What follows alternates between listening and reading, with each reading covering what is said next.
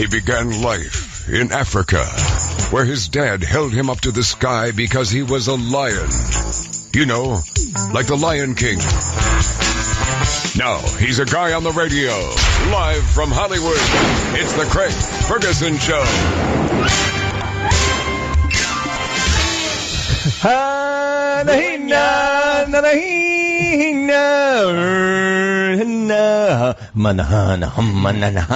yeah, you got it. On the day of Mahana. Wow. Yeah, I can do the whole thing just myself. I went to see The Lion King when it was on in, when it was a stage play. Okay. Right, because they had the cartoon or animated feature. That's what you call them now. You can't call them cartoons anymore. No. That's, people get angry at you. Sure. It's not cartoons. And then I went to see the play because it was a musical play of The Lion King. And when it starts, it starts with obviously, the theater goes dark. Oh,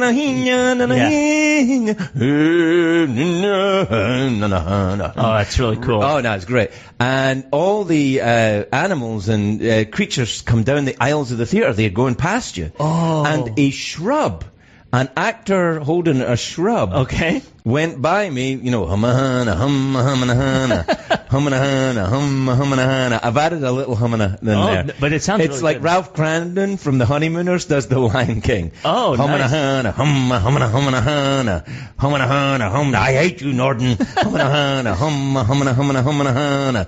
And he was taking the shrub towards the stage.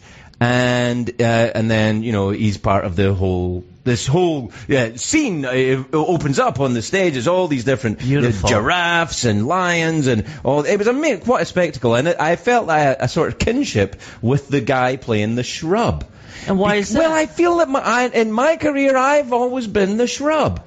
It's like, great news, we got you a part in The Lion King. Yeah. You're the shrub. Oh, That's me. And I feel like that's the way things have always kind of gone for me. But that's okay. I'm just happy to be part of the humana, humana. I do think the idea of a mashup of The Honeymooners and The Lion King is a great idea. This is it, and it's your idea. Ralphie. Do you know what I'm talking about? No, I'm going to be honest. I'm kind of just nodding along. Are you American? I am, but it's a little bit before my time. It's before my time as well. I hate when you fucking millennials say that before my time. The Civil War was before your time. You know what it is. Not familiar. You don't? No, I'm good. You're not a millennial either, really, are you? No, I think I'm a little on the older side. But Honeymooners, I'm sorry. I love the show Taxi. Right. Well, So that's Judd before Hirsch is here next week. I'm very excited about that. Yeah, me too. Yeah. Yeah, Honeymooners just I didn't see it. Well, you should go on. It's probably on the YouTubes or Fresh Point or whatever the one. Fresh Point. Fresh Point. Yeah. Fresh Point is the new thing. All the kids are going. It's a new social media site, Fresh Point. Yeah, you get all the freshest stuff on point. The freshest stuff, fresh on point. Are we doing a live read for freshpoint.com? Freshpoint.com, groceries straight to your door. I don't know if that's even a thing. Maybe there is a freshpoint.com. That delivers groceries or just anything that calls Fresh Point? I don't know. Well, your point is see Honeymooners, but I don't have to now because I'm going to see your mashup with The Lion King, which I have seen the film, not the play. I think you would enjoy the mashup of The Honeymooners and The Lion King more if you knew what The Honeymooners was, for example. Okay. Go ahead anyway, yeah. Anyway, look, I'm excited about a number of things today. Such as? Well, our guest today is an American treasure. Yes, that is true. That is true. Or maybe it's before your time, Joe. I don't know. I was doing a little bit of Googling earlier, and it's his first album was right about the time I was born. Really? But still grew up listening to his music. Oh, yeah. Huge fan. It's Weird Al Yankovic is on the show today, which I'm very, very excited about. American treasure. I first heard Eat It in a cab in New York. Whoa! I was an illegal immigrant in a cab. A cab is like what you guys call an Uber now, sure. Except it was called a cab. And they were all yellow. Yeah. And I was going through New York, and there was the guy driving the cab was Egyptian, didn't speak much English. Okay. And I was very, very high on cocaine and alcohol, and was speaking a great deal of English. Okay. In a very pronounced Scottish accent, which has, I have to say, mellowed a great deal over the years. Sure, because no cocaine, no drinking, and also just time. No, it's just living in America. And when I go back to Scotland, people are like, you lost your accent. I can hardly, you look at you sound like, you bastard. And I'm like, well, to be fair, I've lived here almost as long as I've lived in Scotland. Oh, congratulations. Thanks, I guess. Yeah, that's an achievement. Is it? I don't know. We're just staying alive. Yeah, being alive, but also beating any sort. Not that it was a record, but surpassing a thing. Okay, fair enough. A milestone. That's it. A milestone. Anyway, I was in the back of this cab in New York. It was a snowstorm. Me and an Egyptian cab driver, and "Beat It" had been a big hit for Michael Jackson. Yes. And "Eat It" by Weird Al Yankovic come on, and I said, wait a minute, what the hell am I listening to? It came on the radio, and I started laughing. And the Egyptian cab driver started laughing, and we were laughing our asses off. I think he might have been a bit high too, actually, now when I think back on it. And he had to stop the cab. And then once we stopped the cab, we thought, well, let's go for a drink. We went for a drink. You made a friend. Well, for the night. Not for the night. It wasn't like that. We went in and we had a drink. I think we had a couple of shots as well. Had some beers. Got back in the cab, and then I don't really recall what happened after that. Okay.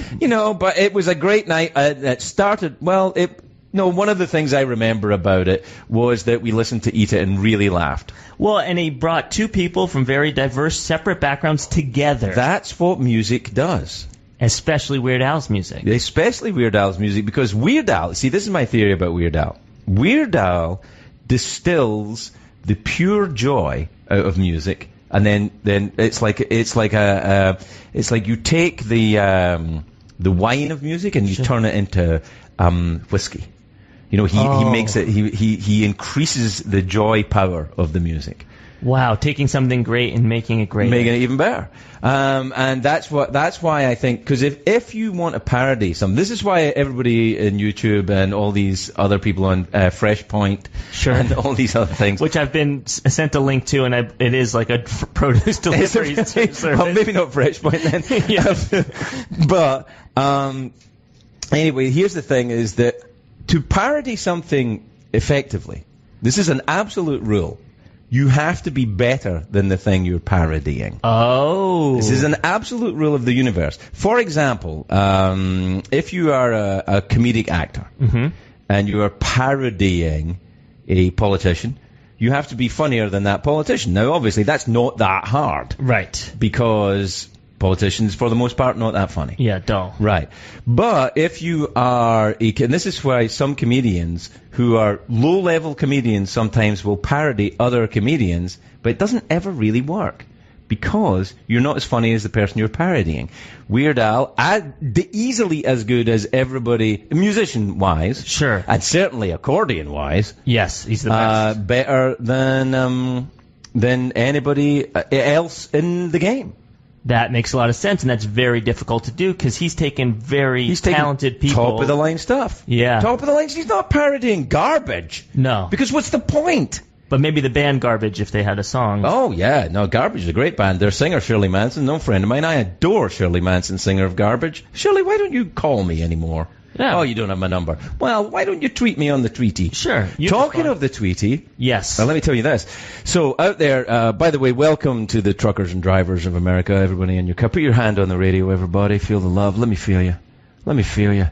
That's right. Oh, my truck. You feel it? I feel it. Oh, my trucking buddies taking the produce from Fresh Point across this great nation. Yes. Furniture, chemicals, marital aids, contraceptives, hats, whatever America needs taken from one place to another, furniture, hair, anything at all. Anything. Musical instruments, teeth, they're being beautiful shipped stuff. Put your hand on the radio, my trucking friends. Put your hand on the radio. Let me feel it. That's right.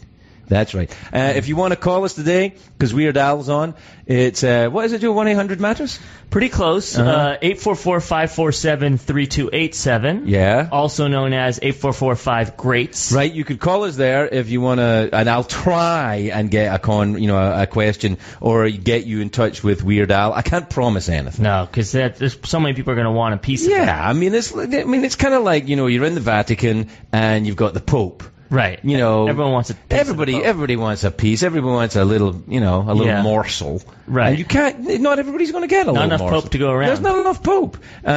So there's So, and also on Twitter today, I said to everybody, tweet me a question for Weird Al, and if it's not too weird, sure, because I don't want to be too weird, I even hashtagged it, Too Weird Al.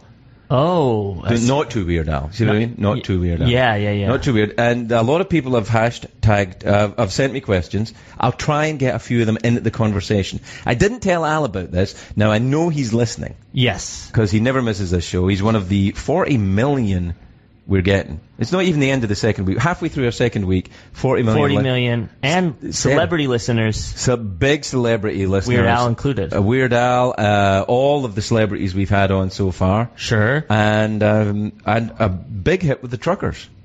Which is like one of the sweetest things we could imagine. I am amazed and delighted that the trucking community took to us so quickly. Because no one knows radio has more experience listening to radio than truckers. That's what they do. They know because they're in the truck. They've got a vast range. A lot of the truckers have got a vast range of channel choices. Certainly if they go Sirius. Yeah. We're on channel 94 and there's about, I think, 8,000 channel. At least 8,000. About that. And they can't decide whether we're number 2 or number 3. Oh. I'm kidding. We're number 2. Yeah, I think. And I'd like to, if ever you're going to call us or tweet us at the show, hashtag from now on, hashtag we are the number 2. We are the number 2. Yeah, it's like we are the shit. Get it? Oh, yeah. We are the number 2. We are the shit. And we actually are the number 2. And we are the number 2 radio show in the world. That is so cool. Unbelievable. I'm honored that we have our own hashtag, even though that you just invented it right now. But still, it's I'm cool. glad that you're honored. I'm honored that you're honored by me making up that hashtag. I feel validated and honored. I've never been a part of a hashtag before. I think you have. Oh, and I didn't know. Yeah. Behind my back? Yeah, probably. Oh, and I'm getting a tattoo today after the show. I'm very excited for you. I'll be on the Facebook Live. Yeah, and if you want to chip in and give some advice to Craig on how to take a tattoo. I've got 5 tattoos already. I know how to take a tattoo. And how much crying was involved? A lot of crying. And there'll be more. Really? Yeah, there'll probably be some tonight. It's okay. It's okay to cry. But it's very nice. The tattoo artist, Samantha, is coming to the studio here to do the tattoos. That is really nice of her. Very nice. Very nice. She's very talented. We saw some of her. We've seen some of her work on the onlines. What's the Instagrams? Yeah, her Instagrams. Instagram, FacePoint, and Produce. Soon you're going to be a walking embodiment of some of her work. Yes, I will wear her art proudly. Did you tell her that you're like, just treat me like your canvas, Picasso, or something cool? Did you have like a saying? I think tattoo artists don't like it when you say that. Oh, really? And they also, I tell you, here's another thing they don't like. When you say, is it going to hurt? Was that your first question? Yeah, they don't like that. Tattoo artists don't like it when you say, is it going to hurt? Because they're like, they nearly always say the same thing, which is, I'm not a doctor. Oh, well, yeah. and they I don't think Samantha will sound like that when she says it, but I've met her and she doesn't talk like that. Sure. But for that question, but she might say, I'm not a doctor. And also pain's subjective, right? They say women have a much stronger threshold for women can handle pain than better. Men, so. Well, they can. Yeah. Women can handle pain better than men because they have to. Yeah. First of all, babies. Second of all, men. Yeah. So right there. The pain of living among men. The pain of living among hairy idiots. Sure. Stinky. Year after year. Yeah. It must grind you down a bit. And I'm sorry I never got onto this subject yesterday when it was International Women's Day. Yet another example of a man a day late, $1 short, and I apologize. But also you could consider the fact that for us it's International Women's Day every day because we're always trying to be considerate of the cause and think about it. All right. Does that ever work for you? I don't know. I think I'm going to have my first hashtag now, and it's not going to be good. I think you might have veered into patronizing. I don't know if you did. I don't know if you did. If it was unintentional. Okay. That's fine. Well, I think it's okay. Now, listen, the phone lines have lit up. They've lit up with people wanting to talk to Al. He's not actually here yet. No. In the studio. I mean, he's in the building, I think. But he's not. You know, somebody had mentioned on the Tweety, though, Weird Al should run for president.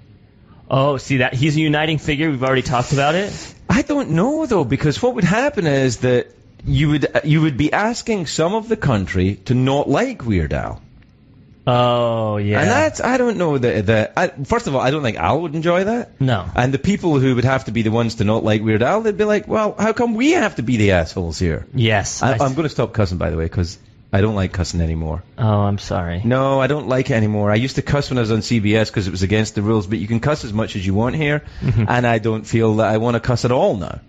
That's fine. It's up to you. Well, sometimes I cuss and I just think, I'm so sorry, because sometimes, some of men or women, parents are driving home from the school and they're listening to the show and the kids are in the car. And then, this great Scottish oaf, opens up with a cuss word and now you got to explain it. And so my apologies. And kids, if you heard me cuss, it's not clever, it's not smart. And it's... Yeah, you made a boo-boo. Yeah, I made a boo-boo. Gosh darn it, I feel terrible.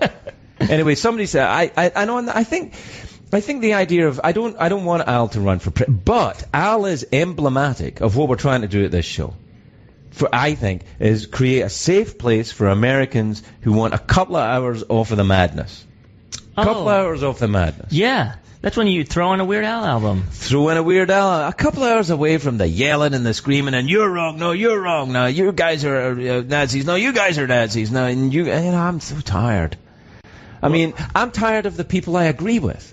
Yeah, no, I think we all are. It's, we want more Weird Al. We want more of the Craig Ferguson show. The people that are holding on to it so much are the ones like, no, you have to talk about it all the time. It's too important not to. And I'm like, I don't know if that's right. I think even if you're swimming, it's good to stop for a breath. I don't know if that's a very good analogy, but you know what I mean. That was really good. Well, was it? Yeah, because that's the hardest part of swimming. You're swimming a lap, and you need to stop for a breath, but you're in the middle of the pool. What do you do? Well, you just have to tread water for a minute. That's what this show is, treading water. We're just staying afloat. Actually, what the show is, what we decided to call the show, is Drive Time with Big Craigie. Drive Time with Big Craigie. Yes. Drive Time with Big Craigie and Joe. Oh, thank you. That'd be Drive Time with Big Craigie and Malibu Joe. Yeah, that's, Drive Time with Big Craigie and Malibu Joe. Please, if the serious person that types up the information on the screen, on your car or in your device. Yeah, we got Steve and Dan on it. And Steve and Dan will get on it now. And they'll change the name of the show right now to Drive Time with Big Craigie and Malibu Joe. That is so nice. Yeah, I think my mom and dad will really like seeing that on the radio. Well, I think it is. And, Chris from Minnesota left a message, said, thank you, Craig, for acknowledging us truckers. That's all people want. They just want to be acknowledged. Who doesn't, man? Truckers are no different from anybody else, except they have giant machines to take care of all day. But they're no different from you or me. No, that's... Well, a little bit different in that they can operate heavy machinery. Yeah, I don't have a license for that. I need a special one. Neither do I. But in every other regard... Yeah, that's great. They have great responsibility driving that huge machine around. Yes, and hardly anybody notices it. We take it totally for granted. The only time you hear about people talk about truckers, they go, trucks, there's too many trucks on the freeway. You go, well, tell that to your goods and services when you need furniture and, combs delivered. It literally could be anything. It could be the cup you're holding in your hand now. Right, exactly. Well, thanks for giving away I'm holding a cup in my hand. Well, I just want to warn the listeners, because yesterday when they heard you drink, it was alarming. Yeah, I'm going to be slurping out my cup, everybody, so get ready. If this is something you don't want to hear, then, turn your ears away from the... Here we go. It's not pleasant. If only you could drink quietly. Good times. There. All right, that's very good coffee. Anyway, this is Scott from Delaware is on the line. He's a trucker. I'm going to take his call. Scott, you on the line? Scott? Greg? No, I guess he's not. Oh, no, we got him. Oh, you did? I'm here. Hello. Oh, hi, Scott. Hello. Hi, buddy. Are you a trucker? Hey, how's it going, guys? Absolutely. Awesome. Where are you trucking right now? What are you doing? What are you hauling? Where are you taking it? Right now I'm in Chicago, and I'm picking up chocolate. That's great. Picture a tanker, like a gasoline tanker, but it's a food-grade tanker, and I'm carrying melted chocolate from Chicago to Pennsylvania. That's amazing. That's amazing. And he's taking it to Pennsylvania. You know why he's taking it to Pennsylvania? Hershey, a great American chocolate. Exactly. That's where it comes from. Yeah. Look, see, this is how we come together. We remember who we are. There's chocolate going from Chicago to Pennsylvania in the back of a food-grade tanker. Come on! That is so cool. 48,000 I love that. pounds. I love that. So much chocolate. Sounds delicious. Yeah. How old are you, Scott? You've been doing this for a long time? Yeah, I've been doing it for about 15 years. I'm 48, and I love it. Oh, yeah. You know? Yeah, you're because there's the freedom of the road, the open road. Yeah. It's great to hear entertainers just appreciate and, love on the truckers. I love that. Yeah, you gotta have it. Yeah, love on the awesome. truckers. Hey, That's actually my website too. If you want to go to loveonthetruckers.com. Love on the truckers. You gonna ask me something, Scott? Yeah. I wanted to tell you on your last week on the Late Show, the residency you had with Metallica. That was unbelievable. Thank you. Oh, that was cool. That was good fun. Yeah, Metallica, they're not bad. I went in for sound check, and my head has never been ringing. So they play loud. They play very loud. Yeah. But it was great. Yeah. You know that Lars from Metallica? Yeah. He's now my best friend. No way. Wow. You met him then? Yeah, I haven't seen him since. But yeah, I kind of. But we did talk for a while. Oh, well, mutual respect. In show business, that means we're best friends. You both are drummers, so you have something to talk about? He's a bit more of a drummer than I am these days, to be honest. Let's be honest, he's the drummer with Metallica. Yeah, and you were the drummer with a few bands when you were... The Bastards from Hell. Yeah, great name for a band. Thank you. Anyway, Scott, we got to go, but it's lovely to talk to you. Careful with that chocolate. America's counting on you. What a great story. You're not, when you're driving and you see in the truck, you're not thinking, oh, I wonder if that's filled with delicious chocolate. Delicious chocolate. That's so nice. See, you have to concentrate. I think, the song Accentuate the Positive. No, I don't know this. Accentuate the positive, eliminate the negative, and everything in between. Oh, it was probably before your time. Yeah, that sounds a little bit old-timey, but it's no, nice. I tell you what, I bet you Al knows about it, because Al's going to be in here in about 5 minutes, and I'm sure that Weird Al Yankovic will know accentuate the positive, eliminate the negative, in between. I'm getting people out there will know it. Oh, if you know the name of that song, come on in come to our show. Just show up. I mean, phone. What I meant was phone. Phone in, yeah. Don't just or you can tweet us. Are you checking the tweet machine? Yeah. I'll keep checking the tweet. Yeah, you check the tweet machine. You never know who they're tweeting. They're tweeting you. They're tweeting the show. Can you look at my tweets? Is that allowed? Yeah. I'm looking at your tweets right now, baby. Oh, really? Yeah. I didn't know you could actually look at another man's tweets without his permission. No, I have my ways. So, does that mean anybody who's on Twitter can see what people are twittering to me? Yeah, they just... I am such a grandpa when it comes to this search your handle, stuff. And then... this... I got to tell you, everybody, I'm going to step away from Malibu Joe for a minute. I'm going to let him play with the computer because I got to talk to you. So here's the thing.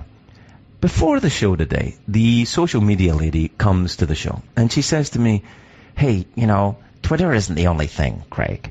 There's also, Instagram and Facebook and Faceplant and She even made some up. Wait a minute, you're listening to me? I'm talking to the viewers. Oh, I'm sorry. I mean listeners. I'm on the headset. I heard it. I'll pretend I can't hear. All right, pretend you can't hear. Anyway, here's the thing, everybody.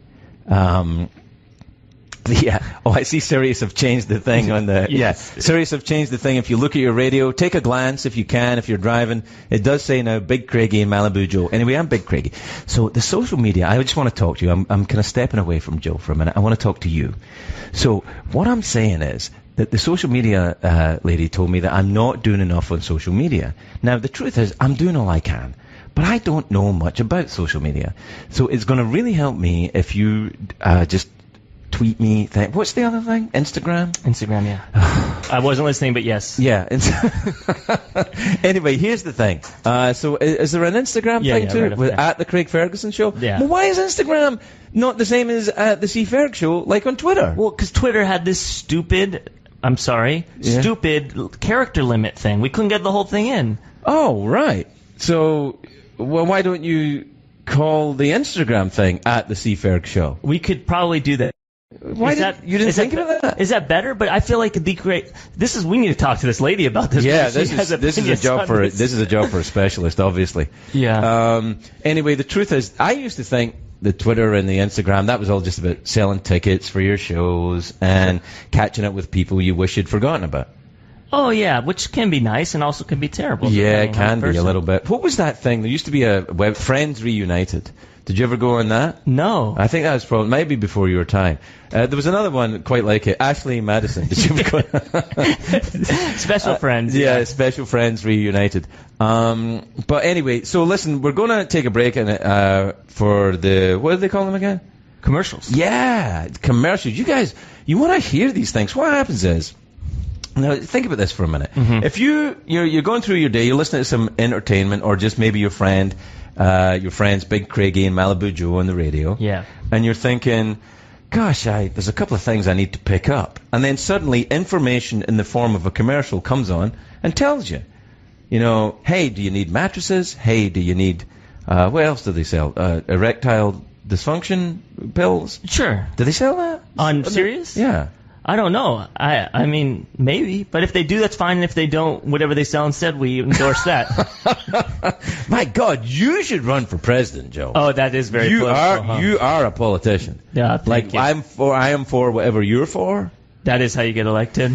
I don't know if that's how you get elected anymore. Such a rough life. Oh, so Can you imagine? You see Ted Cruz today sits down with Donald Trump. And, God.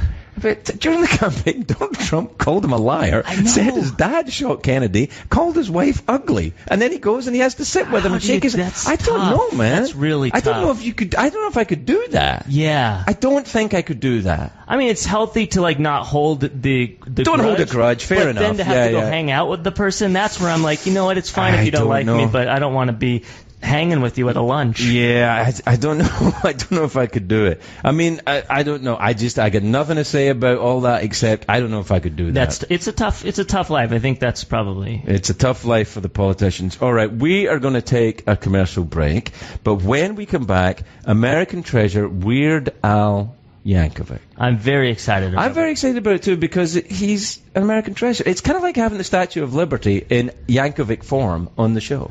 Well, when he came on the late night show, I actually asked to take a picture with him because people used to tell me that we looked alike all the time. You do look a bit like a young Weird Al. People would say, "Oh, Weird Al," when strangers would come to me, "Oh, look at Weird Al over here." So I took a photo and I was really excited. And then I looked at the photo afterwards. Yeah. And it was cold in our studio, and my left breast was protruding, and now I can't really show the photo because I look like fat, but can I see it? I have it if you want to see it. Actually, I look like I'm about ready to breastfeed a child. So it's there's nothing wrong with that. I don't have a problem. Well, with you doing it, it might look. Yeah, a little it doesn't look good. All right, look, we'll take a commercial break. When we come back, American treasure Weird Al Yankovic on the show. We'll be right. It's the Craig Ferguson Show on Sirius XM Comedy Greats. I'm very excited. Oh, me too. Comedy greats. You talk about your comedy greats. True. Who's here, Joe? I'll let you say it. Weird Al is here. Weird Al Yankovic. Right. I'm so excited. To be here. It's great that you're here. First of all, it's like looking a little bit, when I look at you and Malibu Joe, it's a little bit like, Weird Al through the years. I feel like doing that Harpo routine in the mirror. Yeah. Oh, yeah, I know. It really is that. It's like that movie with Jamie Lee Curtis where they went Freaky Friday. Oh. Yeah, maybe we could do the remake. Well, try it. You guys run into each other really hard. We'll see what happens. You both looked like you were going to try it there a little bit. I was thinking about it. Yeah, it was tempting. Yeah, with Weird Al for sure. Well, this is the thing. I don't know if you heard before, Al, but we here at the Big Craigie and Malibu Joe show are huge fans. Well, thank you. And we're very excited about the accordion box set. Oh, yes. That's coming. So cool. That's very cool. Yeah. Well, now tell me about it because I don't know what we're talking about. Oh, no. I mean, yeah, I'm sure you know a lot about it. It's a box set of accordions that you're giving away. Well, it's not a box of accordions. Right, okay. That would be fun, too, though. I'd love a box of accordions. It's all your albums in a box that looks like an accordion. It's a replica of my accordion, and inside the bellows, each bellow is an album, either a CD or an actual LP. It's all 14 studio albums and a 15th album, which is a rarities collection. Wow. But it's in an actual. It doesn't play. It's not. You can't play it like an accordion, unfortunately. That'd be cool if you could. Well, Al, that that to me is where you've let your fans down. I know. I feel like a sham. But that's fantastic. But you now must be very, very wealthy to put out Oh, it's crazy. accordion-shaped records. I can barely get out of the house in the morning just going past the big piles of money. I know, it's fantastic. I love it. Well, it's time one of the good guys won, I think. But the accordion is not an instrument that I know two accordion players. I know you and Drew Carey. Allison Carey. Allison Carey, sorry. Is that true? You didn't know this? No, I didn't know. Drew's Allison. middle name is Allison. Drew Allison Carey. And I think Susan, I think, is his middle name as well. Drew Allison Susan Carey. You're from California. I am. Drew is from Cleveland, and that's the only two that I know. And I should know more because in Scotland people would play it all the time. But Everybody assumes I'm from Cleveland because of Frankie Yankovic, who was America's polka king, but no relation, oddly enough. Weird. Yeah, but he was based in Cleveland, so everybody assumed I'm from the Midwest. I'm sure if you went on the Who Do You Think You Are show, sooner or later you're going to end up being related to Frankie Yankovic. Let's do that. I think Let's make that. I think legally we can't. Because of it's somebody else's show. But maybe he is related. We're saying officially on this show, maybe you're related to him. Well, we're all related to one another somewhere down the line, don't you think? I think that's true, Al. Thank you very much indeed. Now, let's clear it up right away. Somebody asked me on the Twitter, is Al short for Alfred, Allison, or Albert? That is a good question. Thank you. I'm going to go with Alfred. Al, you're going to go. Let's have a look. Let's have a look in the envelope. Let's check Wikipedia. And it's There's only some way they can find out answers to the questions like that on the internet. Someday they'll figure that out. Are you a big adopter of the social media? Because you're on Twitter, but do you have all the? I've got most of mine. I'm Twitter. I'm Instagram. FreshPoint. Is it FreshPoint? FreshPoint? But yeah, for grocery delivery. I'm not quite that hip. No, that was true. I have a Facebook and got my YouTube channel and I got a home web page. Are you gonna keep putting albums out, or are you gonna just start putting out a song at a time? I think I'm probably done doing the full albums. Just because I did the 14 albums and I signed my record deal in 1982. Same deal. You're same deal. It wound up. It was originally a 10 album deal, which was ridiculous to begin with. But then they extended it twice, so it became a 14 album deal. So in just 32 short years, I was able to fulfill my contractual obligation. My last album, Mandatory Fun, which came out 2 years ago, and went straight to number one. Yeah, thank you very much. In the first week, straight to number one. Cool. But that was the end of I fulfilled my contract with that album release, and now I'm an independent free agent. So does that worry you at all? No, I mean, because they wanted to re-sign me, but I feel better not being beholden to anybody. I'm the kind of guy that doesn't like to owe anybody anything, and it was always, the record label was always great, but I always kind of felt like in the back of my mind, I owe them so many albums, and it's just I like the idea of if I don't want to do anything, then I don't have to do something. But it's what I CBS. It took an adjustment, even though I wanted to be out. I kind of had to adjust to the idea of not being institutionalized like that. But was that like the Morgan Freeman kind of thing where you get out of prison and you don't have to? That's right. And I had to it was weird. It was like Shawshank. Yeah. And I had to go back to prison. No, I go out of CBS and I kind of for a minute I went, I don't know what to do. Yeah. So I did a game show. I didn't know what else to do. You were on the game show. It was a lovely game show. It was a great game show for that kind of thing. But I just kind of didn't know what to do with myself. And now it's a little easier. But you'll do a song at a time? Yeah, I've got various other projects. I can't say what I'm working on right now. There's a movie that we're negotiating for me to write the theme for it. So little projects like that here and then. I'll probably release a single here and there. And will it all be parodies?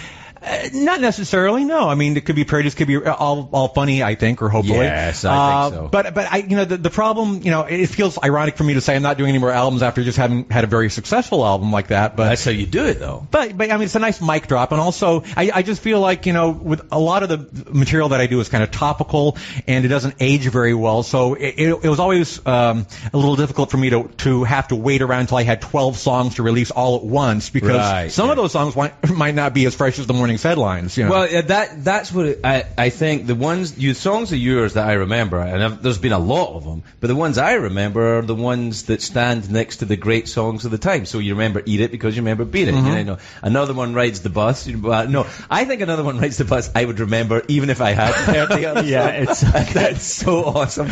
But you know, they stand next to if the song you're parodying does well, then I think the parody stays around just the same way. Well, you know, the parodies really need to be funny, even if you're not familiar with the original source material. Right. One of my favorite things is when I did my parody of Don McLean's American Pie. I did a song about Star Wars, right? And I put that out, and that my song was a big hit on Radio Disney. So all these little young kids were listening to it. I heard it a great deal, and but they weren't familiar with the Don McLean song from 1970. They just, it's a funny Weird Al song. And then what was crazy was the next year after my parody, Madonna, for whatever reason, decided to release her version of American Pie, like this kind of disco version. Oh, I remember. And all these kids were like, why is Madonna doing an unfunny version of a Weird Al song? That's not just the kids were saying that. Many people were saying. I was one of the people saying, why is Madonna doing that song? You know why she did that song, apparently? Why? Because Rupert Everett, who was her friend, the actor Rupert Everett, she was very friendly with him, and he said, you should do American Pie. And because she was English at the time,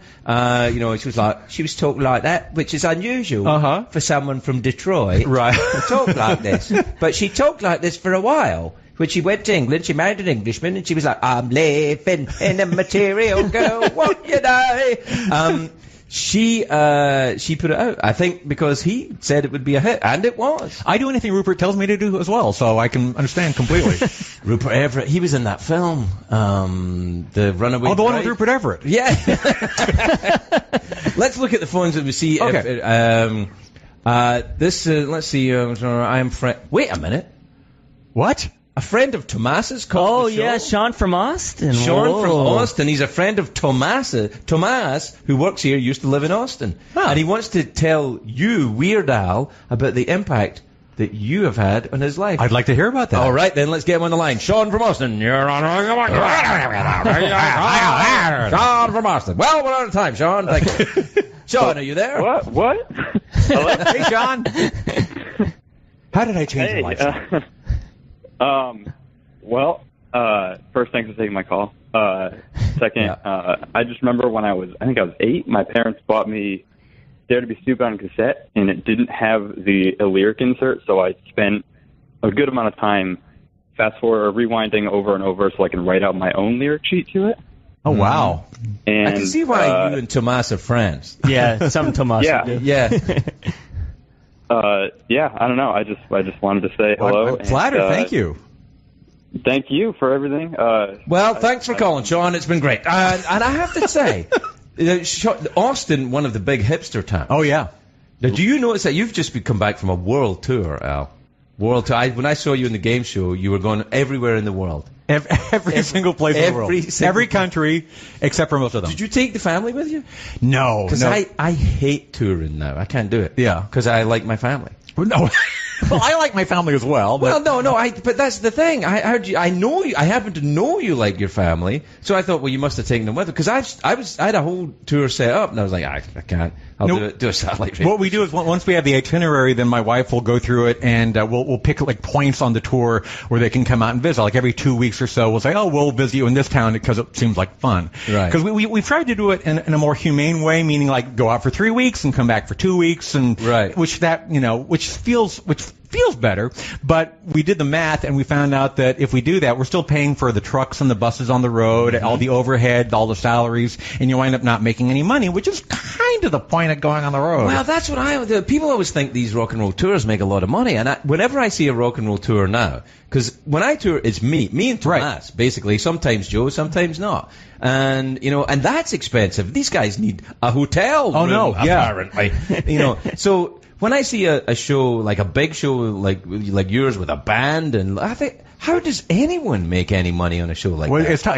I'm envious of stand-ups that are very popular that can go out there with a microphone and maybe, I don't know, I'm sure you have an entourage. No, that's just me and Tomas. Okay, well, there you go. Yeah. But yeah, I mean, it definitely cuts into your bottom line when you have to pay for 2 buses and 2 trucks and like a whole circus full of stuff. I talked to, when I worked for a while with Mick Jagger on a movie idea that he had, and he he was on the Bridges to Babylon tour, which I think was like 140 dates or something. And I said to him, "How it's so big? How would you make any money?" He said, "Well, we don't make any money until about the 50th gig. That's absolutely nobody makes any money except the people who are getting a salary." Sorry, I'm turning into Madonna. Wow. Except the people get, but the band don't make any money until the 50th gig. The first 50 are free, and then after that, we make money. Wow. Is that how they do it? Yeah, apparently. So they. You think they could be on salary too because they probably have some money saved up, I'm thinking? I think the Rolling Stones have. You've done it. Have you done a Rolling Stones special? You must have done. I did a polka medley, the Hot Rocks polka. In fact, the one and only time I met Charlie Watts was in New York in a hotel, and we both got into the same elevator, and I recognized him and go, "Oh, that's Charlie Watts." And I said, and I don't think he knew who I was at all. And he goes, "Oh, Charlie, hey, it's Weird Al Yankovic, and I did a whole Rolling Stones polka medley. It's on my album." And he kind of goes, "Oh, okay, that's great." He starts pushing the button like, "I'm getting off on this floor." The weird thing is, I met Charlie Watts when I was doing one. I think Charlie behaves like that all the time. He probably knew who you were or didn't know who he was. He just likes getting off on the wrong floor. Yeah, he's like, "Oh, let me out of the elevator. Let me out of the elevator." It was a fascinating band because. The idea of a touring rock band is what I always wanted to do when I was a kid. And then when I got near to doing it when I was a kid, and then seeing what it looks like in a successful tour with the Rolling Stones, I thought, I don't think I would like this life. Just from being away from your family, or just what? Yeah, well, that, and I mean, earlier on in my life, it was good to be away from my family. I wasn't crazy about them, but this particular family, I'm very fond of. Yeah, and I kind of. You know, and also just the movement. This is the travel. It gets boring, even if you're doing it in luxury, don't you think? Yeah, I mean that's the hard part of it. I mean, it's being on stage and the few hours where you're like, doing your job. Right. Are a lot of fun. But the thing that wears on you is just like getting up in the morning and traveling to the next place. Do you have any kind of like way of filling the time? Do you work, or do you put ships inside bottles, or do you make models of Westminster Abbey out of cocktails? It's mostly ships and bottles. Ships and bottles. Yeah. That's what I thought. Joe and I were talking about it earlier on. We thought that's on the rider. In fact, very sturdy. I had to make sure there's a ship with a bottle that I can put inside of it, so I have something to do in the next morning. we need a ship and a bottle with a very wide opening, yes. So that I can because Al doesn't have a lot of time. Oh, that was easy. Yeah, there it is. I'm done. It's in there now. One and done. Now, good evening, ladies and gentlemen. What about the idea? I always think of you, because I was talking to you guys before we started. You're both encyclopedic about music. You, Al, more than Joe. Joe doesn't believe music existed before he was born, apparently, or when he became aware of it. Yeah, exactly. Yeah. But your knowledge of it does it consume your life to the point where there is room for ships and bottles, or massage therapy, or what do you do? Well, it's I like to think that I keep my finger on the pulse of pop culture, but I absolutely do. But I'm not obsessive about it. In fact, currently I'm probably more out of touch than I've been in a while, just because I'm a little out of practice. I've been working on other projects. I've been having some nice, quiet family time, and right. I couldn't tell you right now what's on the Billboard Top 10 by memory, which in other parts of my life I get to rattle it off. I couldn't give you one single artist on the Billboard Top 10 unless Beyonce is on it, and that's a guess. Is she? Yeah, well, let me look it up right now. Yeah, I don't know. And when I watch the Grammys,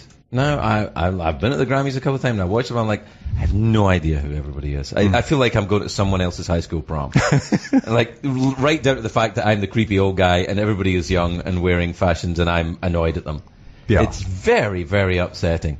We got Rihanna on there. Rihanna, of course, Rihanna. She just made some kind of record. She's got more top 40 hits than anybody else at this point. So she just broke some amazing record. I forget what it was. Love on the Brain is her new song on the number 6. Wow. Wow. Okay. Who's number 2? Because we're a number 2 radio show, so that's probably... Now, this is something Migos featuring Lil Uzi Vert.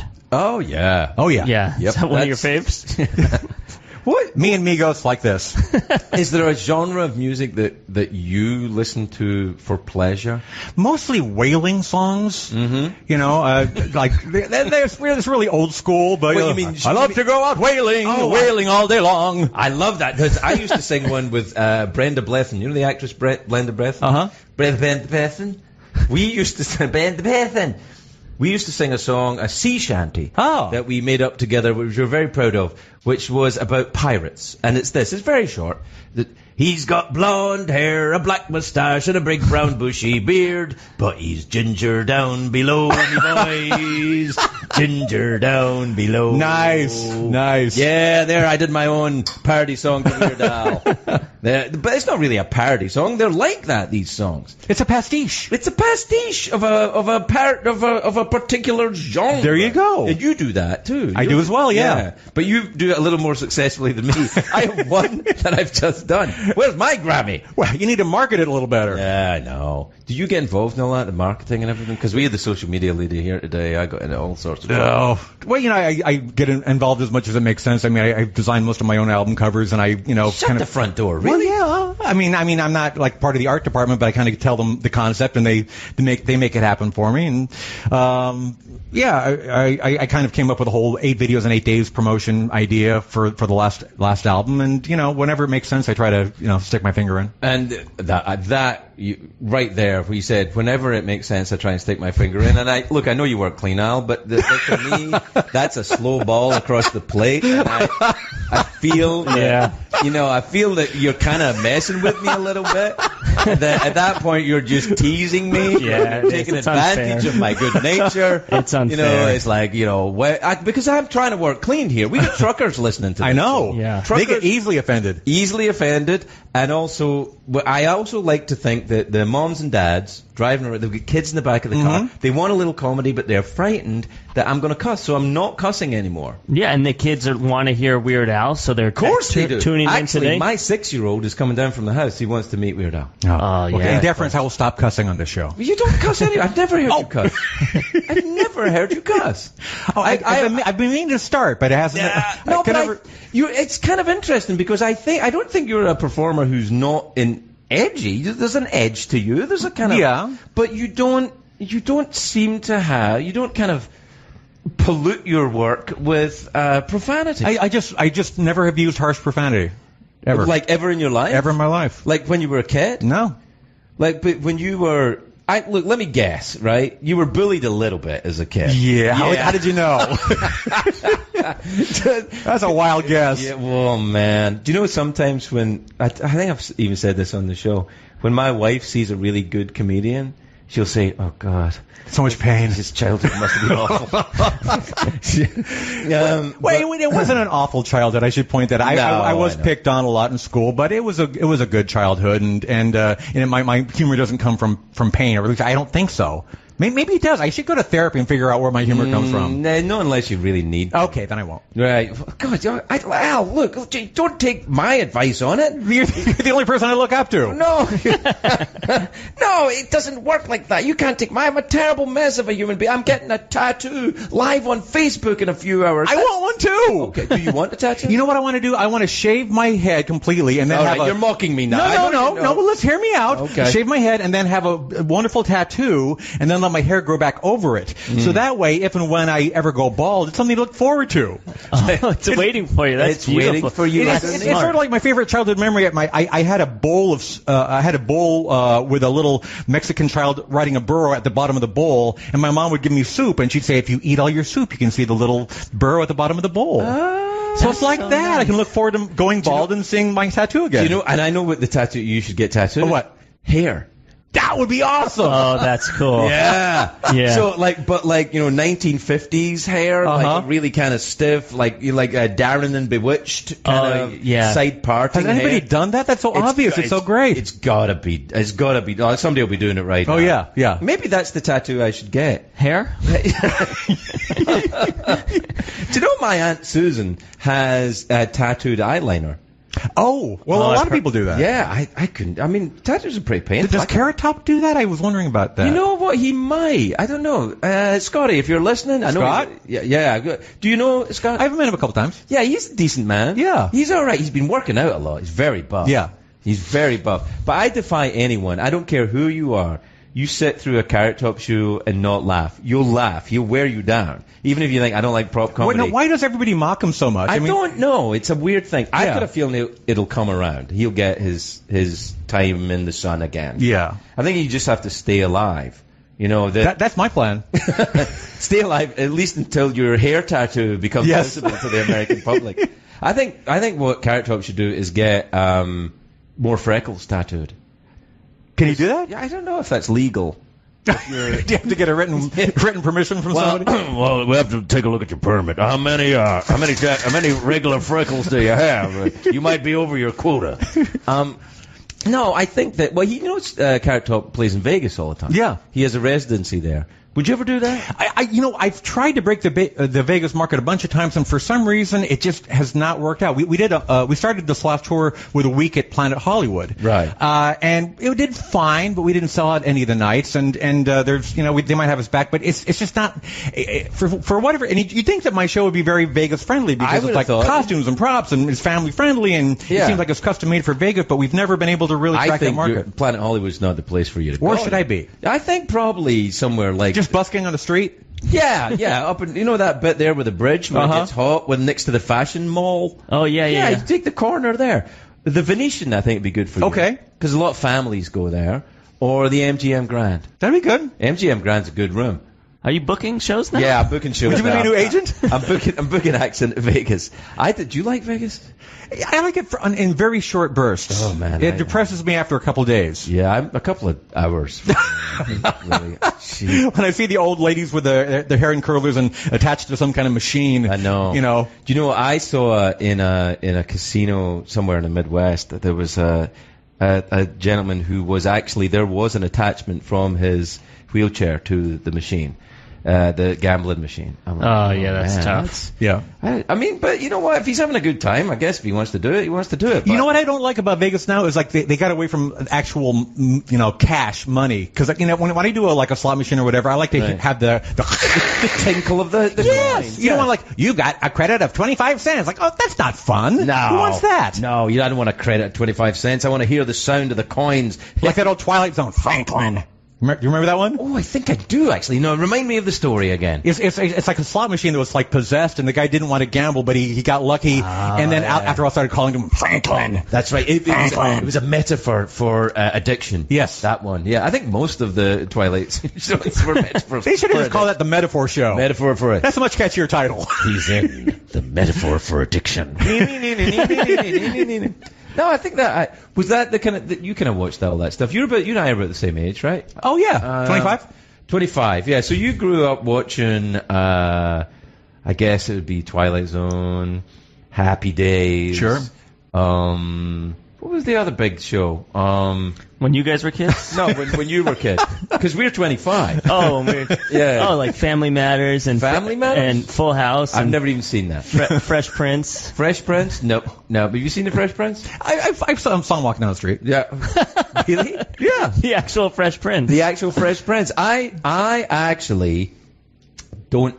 I haven't seen that show. I haven't ever, and I shouldn't say this because he's on the show next week, and he's a friend of mine. Oh, and we I have know the same birthday. Say. Yeah, Bob Saget. Oh, yeah. Now I've known Bob for a long time. I've never admitted to him that I've never seen Full House. Oh man, wow. I've seen every episode. Have you really? Yeah, as a kid, that was like the show. You're going to poop your pants when Bob comes in. But I have family friends that have texted me saying Bob Saget's going to be there. Like they're so excited about. Do you know Bob? Yeah. I can imagine you would get along. Yeah, he's great. Have you seen America's Funniest Home Videos? Yes, of course. Yeah, so great. Look, I still, it's kind of my thing. When I see Bob, I run up and hit him in the crotch. That's only fair. That never gets old. Yeah, I think he likes it. He always makes a kind of and then and then and punches me. But I remember that show was on the air in reruns when I got here. I got here in 95. Yeah, 95. Good God, that's a long time ago. Mm-hmm. Well, we're so glad you came. Yeah. Oh, really? Thanks, guys. That was very sincere. I was a fan of Bob's before he started getting into TV shows, and he was, a very funny stand-up comedian. He still is, of course, but a lot edgier. And then he does these extremely family-friendly shows, and now he's kind of reinventing himself again as like the edgy guy. Well, Bob is one of the dirtiest people I know. I mean, it's like. He is. Do you know this about Bob? No, only because you've told me. But he's still Danny Tanner when I see him. No, you are gonna prepare to have your skirts lifted. Okay. Is that even a phrase? Yeah, it's going to be skirts lifted. It's going to be now. It's bad. I mean, it's good, but it's bad. I mean, he's very, very dirty. Yeah. He thinks dirty thoughts all the time. He's some of the aristocrats, I guess. Yeah, that's right. Yeah. But that's an interesting thing. You don't work. I mean, you work clean all the time, but you're entertained by. You like. Yeah, I mean, I like all kind of comedy. You know, Yeah. I don't censor the material that I watch myself, and I appreciate all kinds of it. But it's just not the kind of humor that I personally want to put out there. I think that's great. You clearly thought about it. I never once. And this is probably the difference why you're so successful and I'm stuck doing a radio show in my shed because I never really thought about it at all. Just like, oh God, I've got to do something to get money.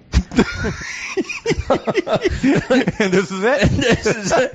And now it's not really for money. I started doing it because I thought I started in show business because I thought it was a life that was, accepting of abhorrent behavior. Uh-huh. And I needed that at the time because my hobby at that time was abhorrent behavior. But now it's not at all. Now it's more like, what am I going to do in the shed? Yeah. Well, I'll go down to the shed and do my show. Yeah. That would be lovely. and I'll take a commercial break. We have to take a commercial break. Now we're all right for a minute. But that's the thing. Now, when I stopped doing the late night show, I'll be honest, I didn't miss doing that show, but I missed having. So we missed you. Oh, that's so nice of you. Thank you. Well, it's true. Well, thank you, but it was time to stop. But I felt like I had to do something. Could you ever stop? It would be impossible. It's not even thinkable for you. Well, it's not like I don't have a daily job or a weekly job. I mean, I'm very much on my own schedule. So if I stopped, it would be a long time before people realized, hey, whatever happened to Al? Yeah, where is Al? I don't think they would even say whatever happened because you're in the music business. So people I still hear Eat It getting played. Another One Rides the Bus still gets played. I mean, you must be just drowning in residual. And so I think that with musicians, sometimes I was out doing a casino show and I saw one of the other acts that were coming, the Moody Blues. Whoa. The Moody. How many original you don't members? even know who I'm talking about. My parents introduced me to them, and they're like 50s. Is that right? What? No, is that even possible? No, they're the 70s. I think. They're 70s. The early 70s, the Moody Blues. Or their albums? Yeah, late 60s, early 70s. Late 60s, early 70s, and they're still out there. I'm just a singer in a rock and roll band, yeah. I mean that. Or is it like one guy and... It could be their kids. Yeah. the Moody Blues babies. It's like Muppet Babies, but the Moody Blues. We have to take a break. We'll be right back with Weird Al. There'll be more of Craig Ferguson on Sirius XM. Right after this.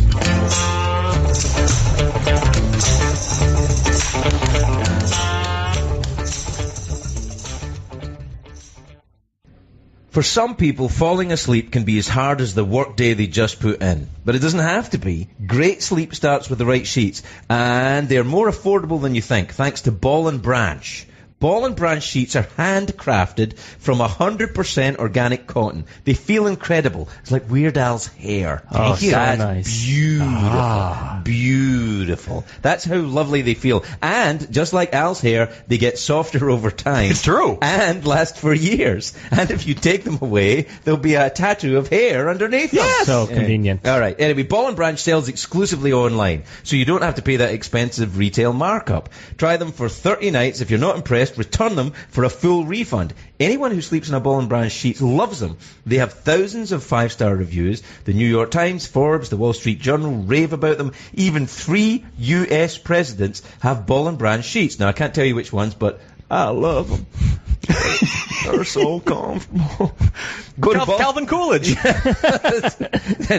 Taft, who was famously fat and needed sheets. Go to ballandbranch.com today and get $50 off your first set of sheets, plus free shipping with the promo code COMEDY. That's right, $50 off, plus free shipping, right now at ballandbranch.com, spelled B-O-L-L and branch.com. Promo code COMEDY. It's the Craig Ferguson Show on Sirius XM. Comedy Greats. Comedy Greats is right. Who's here, Joe? A comedy great. A comedy great. And a music great, which is so cool. The only one. He's like the Highlander. Yes. You're like the Highlander, Al. Weird Al. There can be only one. There's a lot of serious channels. There's comedy channels. There's music channels. This guy could be on both channels at the same time. At the same time. There could be Weird Al's on alternate universes that we don't know about, though. Wow. Like an antimatter Al or something. What? We should have Neil deGrasse Tyson here for this. with Weird Al? Neil deGrasse Tyson and Weird Al Yankovic discuss the nature of the universe. Yes. Do you think we could make that happen? I think we could. I think we probably could. Let's do it. Look forward for the big musical parody Cosmos special coming up on Sirius during Sweeps Week. Does Sirius even have sweeps? Not to my knowledge. They haven't told us yet. Al, listen, let me ask you this, because you started out in the radio. Yes. When radio was radio, before the satellite took over, when radio was terrestrial radio. Right, when it was sent out by, midgets riding bicycles, sending out signals through Very space. inconvenient way to send it. That was it the got way. It out there. That's how it got done. And now, I can't believe I said midgets. That's wrong. Isn't it? I think they prefer puppets. Puppets. All right, so puppets riding bicycles are sending out radio signals. And you started with Dr. Demento, right?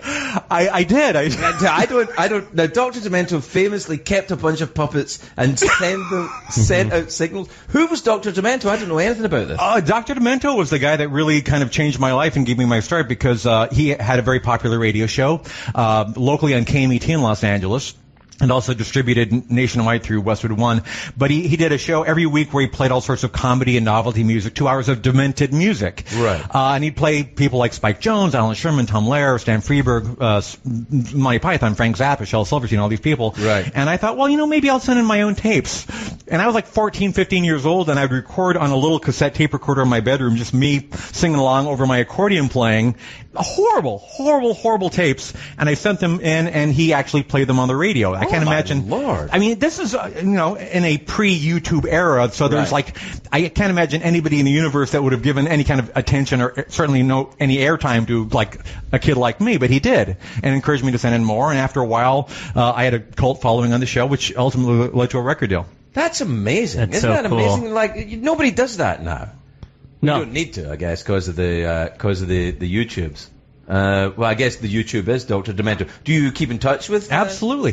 He's not on the radio per se, but he still does his show through the internet at drdemento.com. And we stay in touch. He's still my dementor. Wow. And let me ask you, this is a bit of a personal question, but do you know if he has Ball and Branch sheets? I think he does. But he didn't use the promo code, so he's out the $50. So he had to pay the extra $50. See, that's how Demento he is. That you can't. Are you allowed to say Demento anymore? It's a little bit. It's a little politically incorrect. Yeah, right. Because there's a comedy club in Wichita, which I've been to and I enjoyed very much as a customer, not as a performer. But it's called Looney Bins. And I think, is that? Can you say that anymore? I don't know that. Yeah, well, in some circles. Well, I remember when they did when Napoleon the 14th did "They're Coming to Take Me Away, Ha Ha," which was 1966, right? And it got up to number 2 on the charts, but yet it was taken off the air because it was deemed offensive even back then. Offensive to people who were mentally ill. That's right. Yeah. Right.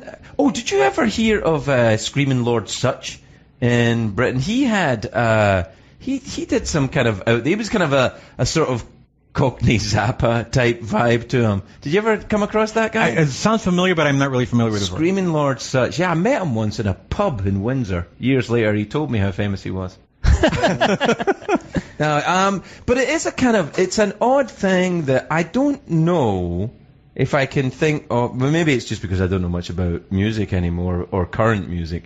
But is there anyone doing that now? Are there parodies? There's a lot of people on YouTube, obviously, that do parodies. Right. And there are a ton of people doing comedy music that are wonderful. Obviously, Lonely Island, Tenacious D, Flight of the Conchords. That's true. There's a lot of people out there doing that kind of stuff. Oh, yeah, I don't think of it like that. I guess I think of them as comedy acts. But I guess it's called. You have to have the music. Like Fred Armisen's a very good musician. Sure. Yes, but I never really think about that. But it's true. You have. So it's kind of like you have to be a musician before you can even start doing the comedy. It's too much work, Al. I'm not interested. Well, you were saying before. I mean, a lot. Sometimes my band probably doesn't get as much respect as they deserve because some people look at them and say, "Oh, it's a comedy act. They do comedy music," as if that means that they're not as good.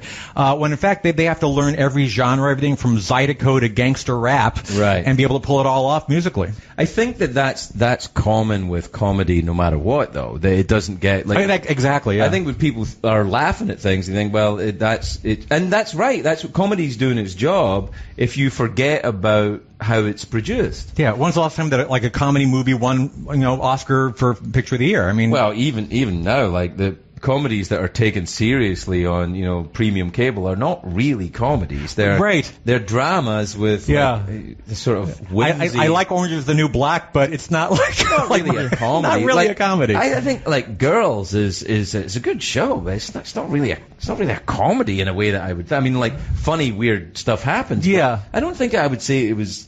I felt comedic. Yeah, some shows are kind of hard to pigeonhole or put into a particular box, but I mean it's when you're competing against other shows which are comedies by a more standard definition, it feels a little weird. But it's an interesting thing with comedy now because you kind of have to, in order for it to be kind of hip, I suppose, it has to be really not comedy. It has to be kind of. It can't be like anti-comedy or a little bit. Yeah, I mean, I think it has to be like hip is more important than comedy. Maybe, I don't know, Joe. This is your generation. Yeah, come on, Joe. What's going on here? I think that is true because people want to be like taken seriously or something. Where it used to be when I was a kid, though, I feel like it was like the dumb movies were king, right? Like Adam Sandler movies and stuff. Right. I loved all that, and now I don't think that gets much attention. Or if it does, then I don't hear about it as much. Maybe it's about youth. The fact that when you're looking at, I mean, I always think it's a bit sad. I remember when the Who did the Super Bowl and singing, I hope I die before I get old, and they're in there. It's like watching your grandpa playing the spoons a little bit. It's a little bit sad. And like if Pete Townsend had just died right then, that would have been awesome. Well, it would have been. Although I love Pete Townsend, I don't wish any harm on him. No, but I mean, just the idea. It would have been a showstopper. Yes. It would have been a show in many ways. Yeah. If he had whirled his arm and it had just flown completely off, and he had just died right there, I think that would have been. We'd still be talking. We're talking about it now, and it didn't even happen. Wow, so cool. And it didn't even happen, and we still remember it. That's how much of a showstopper it would be. But I think that's the same with comedy. I think kind of weird, kind of farty joke comedy, as you get older, it's kind of harder to sell that. Right. That kind of... There's a shelf life for farty comedy. I think a little bit. Like, if you're, like... like Adam Sandler doing those movies 20, 30 years ago. Yeah. And if he's still doing the same movies now, which I don't think he is. Is he doing he's got a big Netflix deal right now. He's got 4 movies on Netflix, and the number 3 is coming out next month, I think. How do you know all this? Yeah. I'm encyclopedic. You said it yourself. Yeah, but I thought just music. I didn't think it was like everything. Well, music and Sandler, those are his two things. I've got a rash I'd like you to take a look at. Actually. What do you think this is? Let's go to the phones because there's a lot of people. People are just going crazy. They want to talk to Weird Al Yankovic. Can I just say, let's clear up where the weird comes from. Was it a school nickname? I got it my freshman year in the dorms in college, so I'm not exactly sure what I did to deserve that nickname. But I took it on professionally when I started being a college campus DJ, and then it just kind of took it on professionally, which is, happened. Just stuck. It just kind of stuck. I didn't think that I'd be doing, I'd be Weird Al for the rest of my life. I didn't think I was making that kind of a commitment at the time. I just think, oh, this is funny. Yeah, I'll call myself Weird Al. It's like this show, we, about 45 minutes ago, we called it Big Craigie and Malibu Joe, Drive Time with Big Craigie, and now that's the name of the show. That's it. Yep, that's how it happens. And it's been the name of the show for about 30 years. Yes. Going back. Right back to when Pete Townsend died during the Super Bowl. You remember that? That was amazing. It was crazy. That was a real showstopper. All right. This is Victoria in Louisiana. Are you there, Victoria? Victoria in Louisiana, are you there? Yes, I'm here.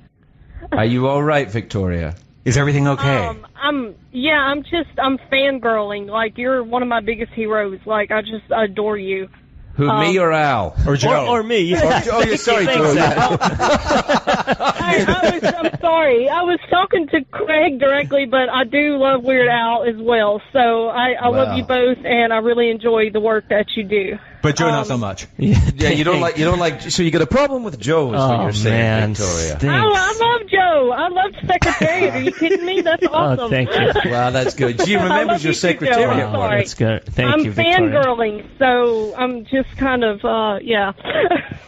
All right. But, I'm sorry? No, you go ahead. What were you going to say, Victoria? I wanted to tell you that, well, first of all, I want to congratulate you for 25 years of sobriety. That is Thank you very much. Absolutely awesome. Thank you. And I'm a counselor, and I work at a rehab, and so I try to help people get sober every day.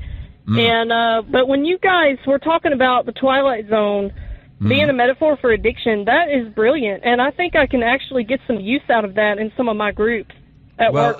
So what you should do is you're very welcome. I'm glad you can, and let the folks at the treatment center know that Weird Al is also a metaphor for addiction in a way. I'm a walking metaphor. He's a walking metaphor. Really? Okay.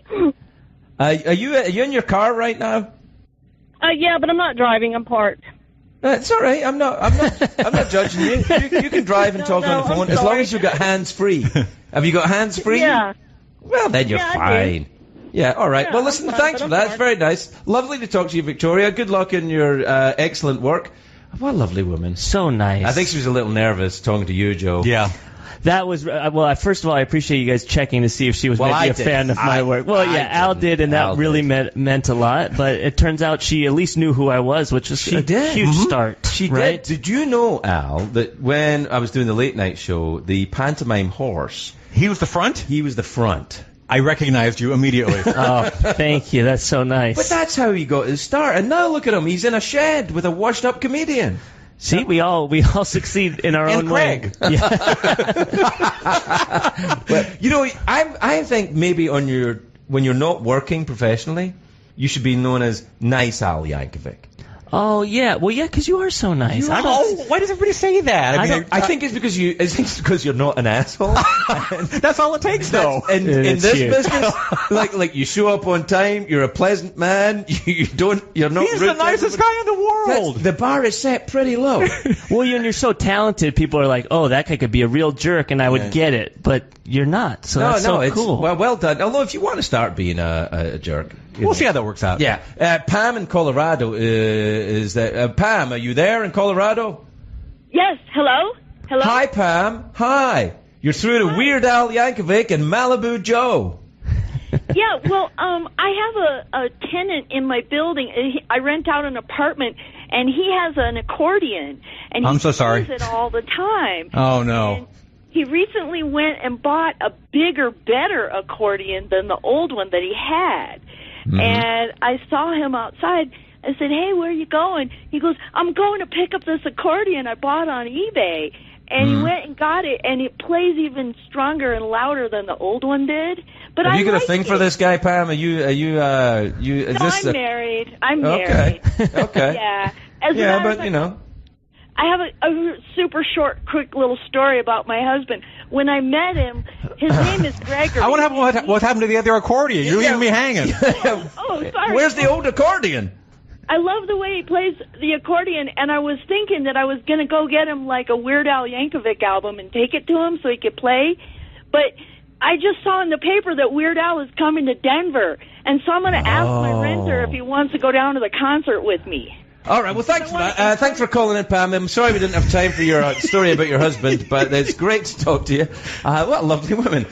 I'll see you in Denver. Yeah. You got at least one person when coming. When are you playing Denver? We're not. I'm going to I think a Comic-Con there, so I won't actually be performing, but I'll be there for people to come up and smell me, I guess. Well, and you can maybe endorse this man's accordion, and I'll do that as well. Yeah. I bet you've had to sign a few accordions in your day. I have in my day. Yeah. I'll tell you. Yeah. Oh, I don't know. What bit of the accordion do you sign? That kind of mother of pearl bit on the side? It depends. Usually right off the bellows. But I will sign anywhere on the accordion somebody asks me to. I'm easy that way. Do you ask to sign bodies? Do people ask you to sign? I've done that. I've done it too. Yep. There was once a lady in California, I think it was San Francisco, asked me to sign her breast. Oh, congrats. But this was before I was doing stand-up. Did they have it tattooed on as well? I don't know. I don't know if she got it tattooed on. I was so nervous being near her breast. It wasn't my best writing. She had a low-cut top on, and I just used a pen, and I wrote my name on her breast. But I can only assume she washed it off at some point. Maybe not. If she's listening, call in. Well, I don't want to embarrass the poor woman. Perhaps she was just drunk getting men to sign her breasts. She didn't seem to really know who I was. Maybe she was having you notarizing. I have notarizing her breasts. I actually think it wasn't about me. I think she was very proud of her breasts. Oh, sure. Wanted to, look how much there is to sign. Look at all. Write an essay on here. One time, a girl came up to me at a meet and greet with that request, and my wife was there with me. So we agreed that I would sign the left and my wife would sign the right, and that way it would make it okay. And she wouldn't walk in circles. There all you the go. time. I think that's fine. Oh, very meaty signature. Weighs you down on one side. Did you and your wife sign the? Yeah. I think that's great. And did she use a very kind of stabby pen? Yes. Yeah, she used the stabby pen. One of those old-fashioned ones. Yeah, that's like a big feathery quill with a sort of blade on the end of it. She tattooed, which reminds me, I'm getting a tattoo in about an hour. Yeah, we're very excited for you. I'm very excited about it too. I do like the ink. No, I can't talk you into some tattoos. Yeah, we'll see. We'll see how it goes. I think that, you must be coming up to 40 soon, Al. Pretty soon. Yeah, you might just got to think, at that midlife point. Yeah, it's the time to start thinking about tattoos. Yeah, I didn't get my first one until I was about 44, 45. And you knew it was time? Because you don't want to have something where you're making a lifelong commitment, but the further along you go, it's not that long, really. It's only a couple of weeks. So when people say, that tattoo's going to look terrible when you're old, and I go, yeah, so am I. It'll fit in with everything else. But I got my first one because after my dad died, my dad hated tattoos. Mm-hmm. And I thought, I need to do something about my dad, after he died. So after he died, I got a tattoo to commemorate my dad because he hated tattoos. I thought that it would sort of illustrate the Celtic paradox. Is that what that... Ironic tribute. Yeah, an ironic, loving tribute. Yes. To a man I had a good relationship with. Yeah. Yeah. So I think a good relationship. He would have laughed at it. I think. He would have said, I hate tattoos. And I said, yes, that's the joke. And I get it. And I think he would have either laughed or, not talked to me for a couple of years, and then I don't know what would have happened. But the thing was, I got a tattoo, and I thought, I'll just get one, because that's, after my dad died, I had one tattoo. And then when my mum died, I didn't think about getting a tattoo, and I started to kind of become, not so much hear a voice, but you get a tattoo for your father, but you don't get one for your mother. Oh, the guilt tattoo. Yeah, so I got one for my mother, but the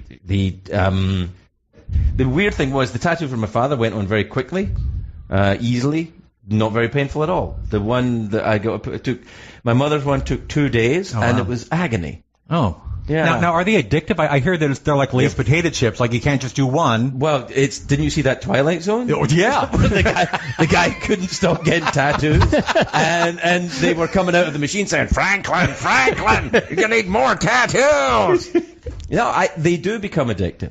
I think that's why I want you to get one out. Okay. Well, we got an artist coming over. I'll think about it. Give your wife a call. All right. Yeah. Because she's going to be looking at it. Mm-hmm. And I'm thinking, don't rush in there. Just a spider web on the neck to get you started. Yeah. Because nothing says, I'm never going to work in a bank like spider web on the neck. My wife's got a few tattoos. Has she really? She does, yeah. She got. I don't know if I'm supposed to be talking about this, but she's got one on the back of her neck, which you usually can't see if her hair's, longer. Is it of hair? No, it's a little bird, based on a illustration by Mark Ryden. Okay. And then she's got another tattoo. I probably can't talk about that one. And then she's thinking about getting another one. Slow down. Okay. Let's go back to the one you can't talk about.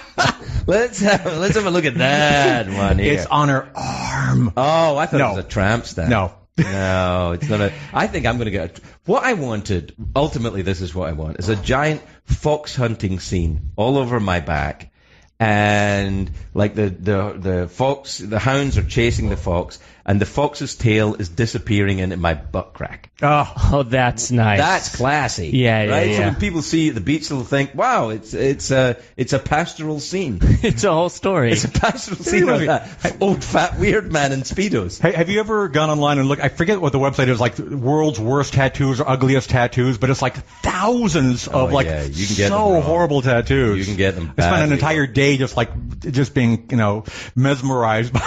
Do you get sucked in like that? Because Oh, yeah. I do.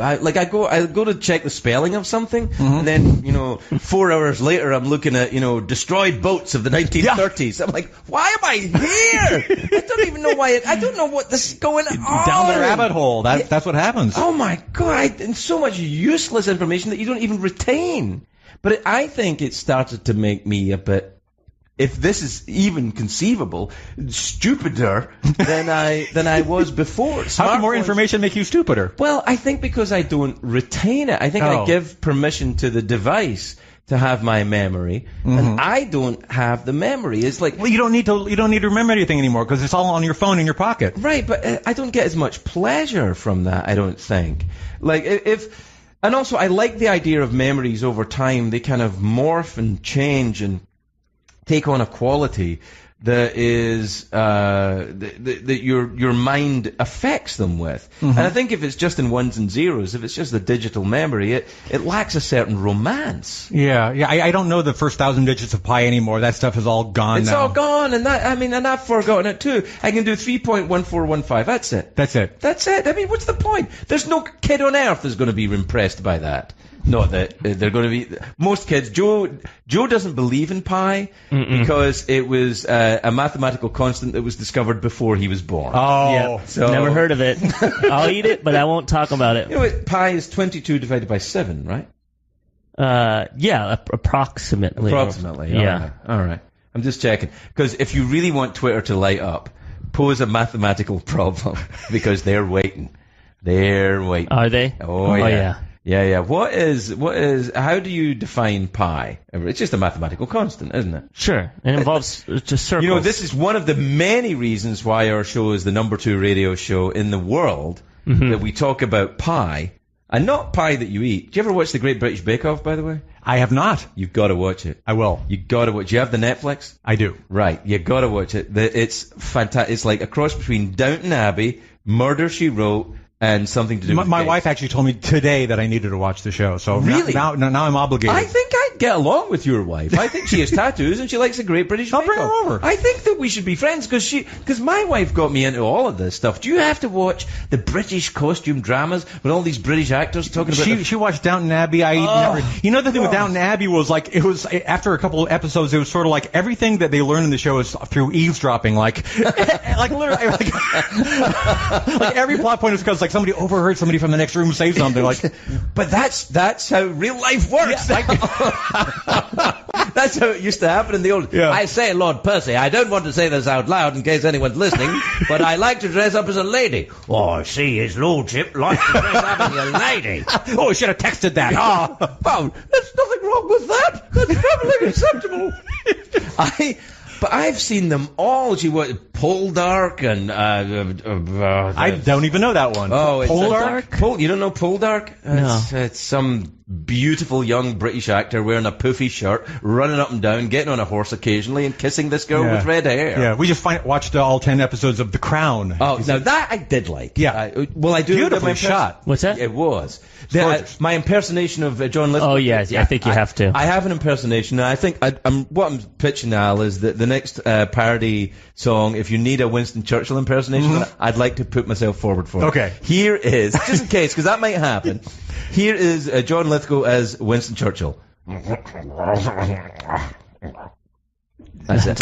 Yeah. Oscar! Thank you. Thanks very much indeed. No, actually, it was Winston Churchill. Oh, sorry. Did you watch it though? You liked it? Yeah, very much. I loved it. I thought it was very good. Every now and again, I know, you know what? I kind of enjoy them all. Mm-hmm. Yeah. Well, as long as my wife's happy, things go well. It doesn't even matter what the show is as long as she's enjoying it. Come on, let's just admit it. You know, it's like, is everything all right? 'Cause Yeah. if it's not, what's the point? Right. Is that? Do you think I'm? What is it used to codependent? Do you think I'm codependent? Like, if my wife's not happy, I can't settle. I know that there's no point in trying to. I think that's normal. That's pretty is it? natural, yeah. Because when I'm unhappy, she seems to be able to function quite well. She's Well, like, she's got the problem. yeah, no, I don't know. She's like, well, just let me know when you're over this. Oh, yeah.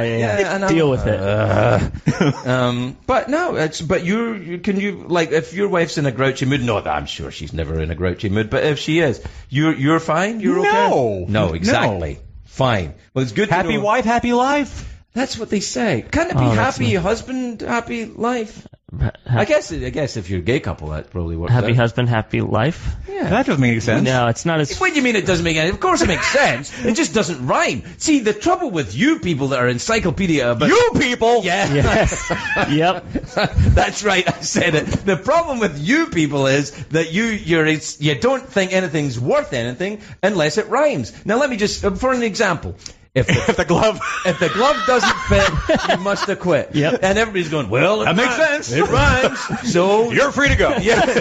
No, thank you. I'd never even thought of this before. The glove did not fit. We must have quit. Off you go. Rhymes, I'm in. Because the judge in the case, as we remember, of course, was from Downton Abbey. Oh, yes. The very British Judge Ito. Judge Ito. Yeah. That's right. Do you remember that? Oh, Jay used to have the dancing Itos on the Tonight. Oh, yeah. Oh, Yeah. Oh, my That was God. when he had like good political commentary. Well, you see, I've got a theory about Jay doing the Tonight Show, though. I feel that when there was like a big broadcast show like the Tonight Show, Jay would do political comedy, but he would do it, he was an equal opportunity offender. Right. He would attack both sides. And it was kind of mild and kind of dumb. But it was, it was just him doing his shtick, if you like. And I think that has more of an impact than shows that are overtly take a view that, I hate everything about this party and here's why. Because you're not, everybody who watches, the Daily Show knows how they're going to vote. There's nobody watching that show going, I wonder if I'll get any information here that will change my mind. They're watching it to have their views reinforced. It's such a minefield now to do any kind of political comedy. You can't. I stay away from it entirely, Me too. even on social media, because Yeah. I found that the most innocuous joke, not partisan, not like putting any kind of point across, just a reference to any kind of political situation, you'll have people jumping down your throat. Oh my God, it's unbelievable. Like the job of a comedian, no matter who the president is, you make fun of the president. Sure. That's what you do. That's the gig. That's what you do. But now, I mean, if you, oh my God, the thing lights up. Everybody's angry at you. Everybody's yelling. They assume your politics and what you think. I'm just, it's the president. It's my job. So Like, none why of don't you shut up about politics and stick to being funny? Yeah. That's right. Stick to the comedy. Well, I kind of thought I was. No, it's bad. Do you ever perform at the in Washington at all these? I guess the White House correspondents never. Did you ever go to that? I have not gone. I've not been invited, so therefore I'm not going. What about an inauguration? You've never done an inauguration? I have not. No. What America needs? I'm waiting until Beyonce is. So 2020. But then she'll probably play her own inauguration, so they probably won't even invite me. I don't know if under the Constitution. Are you allowed to do that? You're not allowed to do that. Perform at your own inauguration? No, you can't. No, because Clinton would have done it. Oh, yeah. First I was afraid. I was He's singing a cappella. That's beautiful. If I was out by your side. Yeah, I think he would have. I Will Survive, Bill Clinton. That is. And then if he died right then, that would have been. If he had whirled his arm around and flown off and he died, we'd still be. we'd still be anybody we are. We're talking about it now, and it didn't even happen. Good Lord, we have to take a commercial break. Yes, we do. The time is flying by. Weird Al is here. We have to, get a less entertaining guest to slow our life down. Yeah, so we can get to breaks faster. Get straight to the commercials for everybody. We'll be right back with Weird Al Yankovic. The Craig Ferguson Show. Don't go anywhere. The really good stuff is coming up right after the break. I am the truth.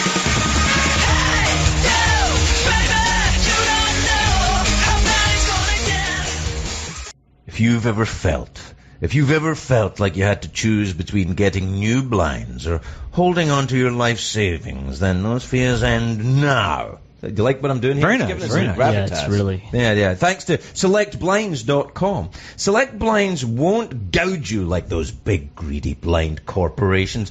Their loyal customers seem to agree. Just check their over 170,000 five-star reviews on their site. With SelectBlinds.com, do it yourself doesn't mean you have to do it alone. In fact, if you can hang a picture, you can hang your own blinds. And, for added peace of mind, their specialists will walk you through how to measure, choose, and install your new window coverings. Choose from a selection of high-quality custom blinds, shades, and drapes. They've served over 1 million happy customers. Why not be one of them? SelectBlinds.com really is the simple and smart way to get blinds.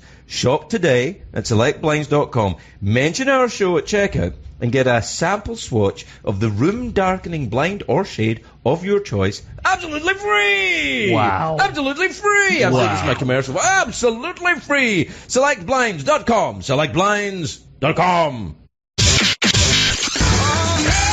It's the Craig Ferguson Show on Sirius XM. Comedy Greats. Oh, I am so good at doing commercials. You're the best in the biz. I think. Do you ever done a commercial? Weird Al Yankovic? That was my way of letting the audience know who've just joined us that Weird Al Yankovic is here. What I did a Diet Coke commercial in 1984, and last year, the year before, I think I did a Radio Shack commercial. So big money. Big. I made sure that I could cash a check first. Yeah, 1984, Diet Coke. That's when Diet Coke was Diet Coke. Oh, that's what I was drinking all the time back then. Yeah, I used to drink Diet Coke a lot, actually, and now I hardly drink it at all. I think because, well, I'm not going to say because in case they decide to give me some cash. Sure. But, in fact, hey, Diet Coke, if you're listening, I'll need some cash, or I'll tell the folks why I don't. Oh, you're private. I am blackmailing the Coca-Cola company. That's who I have become. No, Wow. I'm not. I know. I stopped. I was drinking it too much. Oh, okay. No, that's It good. made me gassy. That's what I'm saying. Oh, yeah, we don't want that. No, we don't. No. It happened the first day, the first show. I was nervous. Really? Is that why I didn't? You never told me that's why you got gassy. I got very gassy. Yeah, I get gassy when I'm nervous. You never get gassy? Do you ever get gassy on stage? Sure. Yeah, I do a lot. I blame it on the front row, though. Do you?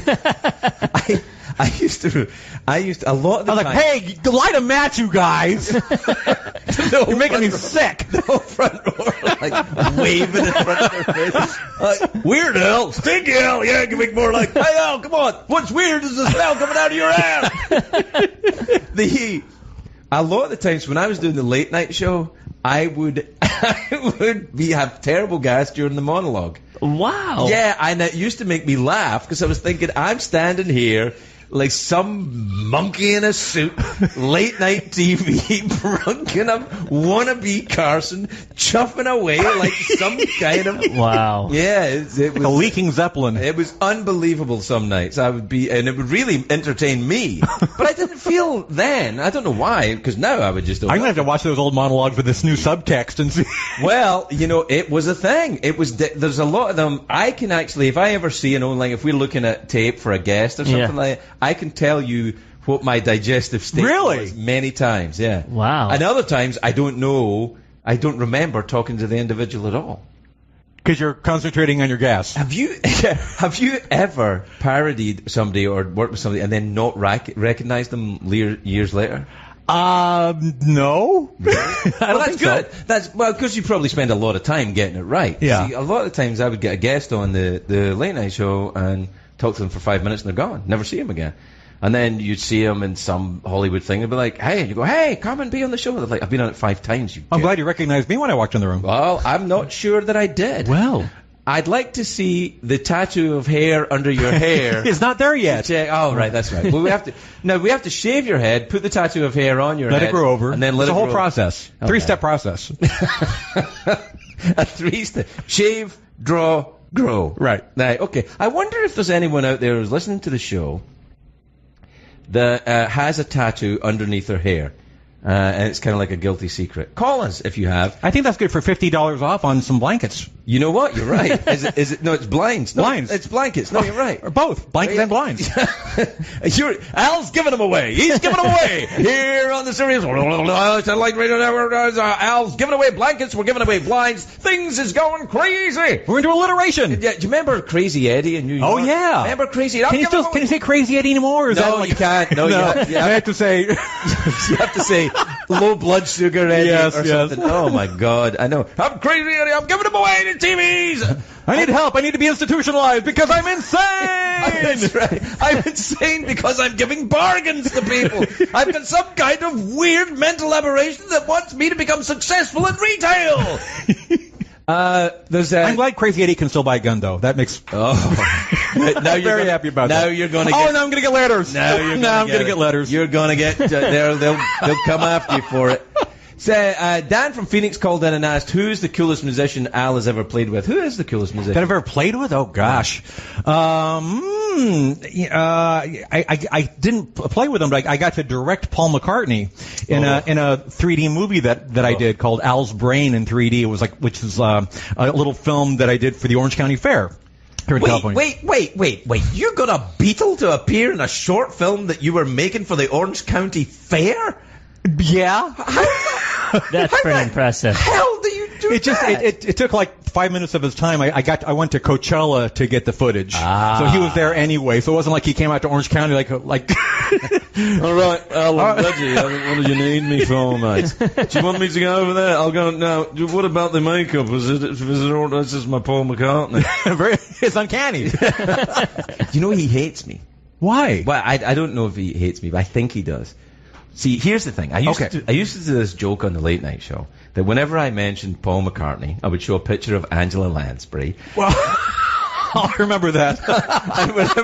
And he saw that? Yeah, I don't know if he saw it, but I was presenting an award at the Grammys one year, and he was sitting in the front row. Now, maybe he was just in a bad mood, but I was getting some laughs, and he was looking at me. Staring daggers. He wasn't laughing at all. Wow. And I was like, oh, my, a Beatle hates me. I felt terrible. And so when I told the story in the late night show the next night, I, of course, used a photograph of Angela Lansbury, but I felt awful about it. As long as you feel bad. Well, actually, you know what? I do feel bad about it because he's Paul McCartney. Yeah. But I don't really mean anything by it, but I suppose... That's your job. That's your job description. I know. You have to do that. Yeah, but, I probably hurt his feelings. Oh. I know. I feel bad about it, though. I mean, I'm sure Angela was happy, though.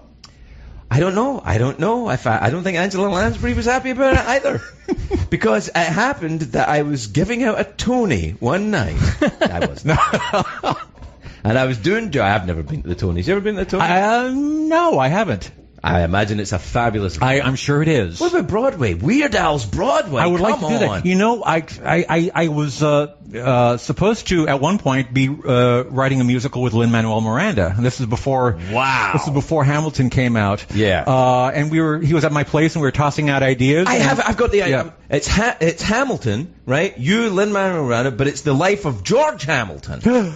George Hamilton. There we go. Hamilton 2, George Hamilton. Hamilton 2, George. I have got the best picture of George Hamilton holding my then infant daughter. I was at, I forget whose birthday party, and George Hamilton was there, and it's this great photo op of George Hamilton, like, as tanned as he is. He's very tanned. And smiling and holding our infant daughter, and it's the best picture ever. He's a coffee-colored wonder man. He's actually very nice. Oh, he's sweet. He's very lovely, and I think, would be great in a musical called Hamilton.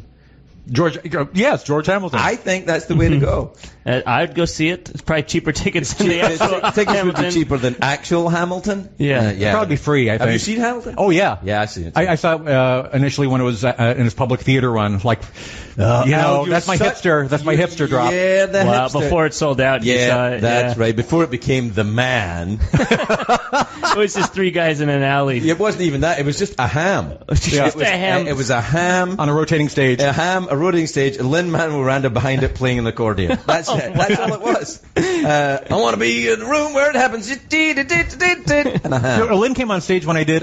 My tour ended at Radio City Music Hall, and I got Lynn to come out at the end and sing a chorus of Yoda with me on stage, and people went nuts. Oh, that's really cool. Yeah, the thing is, for Lin-Manuel Miranda, I bet that was a big moment. No, I'm serious. I bet that was a big moment. Well, he told me that he watched me when he was like 13 years old. He came to a show when I played the Beacon Theater in New York. Right. And he was shouting out for me to play Yoda. And I came out and I did Yoda because I always do anyway. But he thought he made that happen. Using the force. It's like going to see Leonard Skinner and shouting, Freebird! Play Freebird! I can't believe they played it! I made that happen. Hey, look. Look, open the door. Hello. Hey. Oh. This is Liam, my 6-year-old son. Hi, Liam. Has come to me. Al, do you want to come in? Liam? You can put on a headset and say hi. I don't know if he's going to do it. He's thinking about it. Yeah, let me paint a word picture for you. It's a 6-year-old boy, my son Liam, at the door. He's wearing a Pokemon T-shirt, and he's looking at Al. Do you want to come and put a headset on, son, and be on the radio show? Do you want to be part of it? Yeah, I think that's a no. But he wanted to meet you. Oh. Is your mom out there? Yep. Oh, right. Well, maybe she can come in and put a headset on and say hi to Al. Yeah, it's all right. Hello. Hey. How you doing? Now, what's happening now, everybody, is that my It's good wife to see Megan, you. listen, Hi. Al and Megan are hugging. It's gone on a little too long. Don't like it. And, now Megan is going to sit in a chair next to Al. And Liam, my 6-year-old son, is boss. Things are going to fall apart pretty quickly here. Now, Liam, don't unplug that. Don't unplug it. Do not. Oh no, it's okay. I was like, we nearly went to Muzak there. Do you want to say hi, Liam? Say hi. No, you. Oh, very good. No. Hello. Say hi to the. Hello. Can I shake your hand? Hi, Liam. Shake hands. Nice to meet There you. know, Al and Liam are shaking hands. And Too now, much. well, when Liam writes his first Broadway musical, he can't go out there. Everybody's in here. Is there anybody out there? Liam's left. No, Marley's out there. Oh, Marley's out there. Yeah. Okay.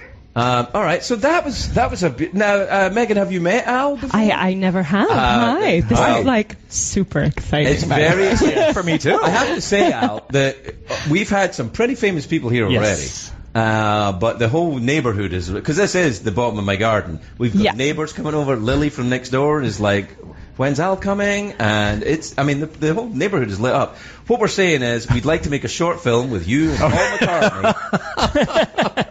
and move a piano. When did you first hear Weird Al? Oh. Wife O' Mine. This is what we talk about a lot. Probably I was 10 or 11. Yeah? You're like an Egyptian cab driver turn you on to me? Yes. In my New York days as an 11-year-old, taking cabs by myself, hanging out in bars, doing cocaine. With Lin-Manuel Miranda. Oh man, He he's was always also there. probably 11. Yeah, you're about the same age as him. I would Yeah, imagine. yeah. So where did you hear it? Did you hear Another One Takes the Bus? Rides the bus. No, I heard a Nirvana one. Smells like Nirvana. Smells like Smells Like Nirvana. Nirvana. Yeah. I'm glad you remember that. Thank you, Yes, thank you. yes. I'm here to help. That, We're I'd probably actually- remember all the words if it were played. Well, we can't afford to actually No. sing the words of Al's song. No, no. So that's it. Tomas is coming. What are you doing, Tomas? Everybody's here You know, today. I have to say, it used to be just me and Malibu Joe, but Al, you arrived and you've brought these. Everyone's here. It's kind of like I bring families together. You kind of are. Absolutely. You're kind of like Christmas. It's like And it's nice, and it's better than a family holiday because no one's fighting. Although, This is true. it's like Christmas Yeah. with just presents and cookies. yeah. Yeah. But Joe, I'm speaking out of turn. I'm sure. I'm Jewish. I'm just well, guessing. you're an observant Jew. Watch your fingers, Liam. Jeez. Tomas, he's got his fingers in the. Yeah, all right. So this is how.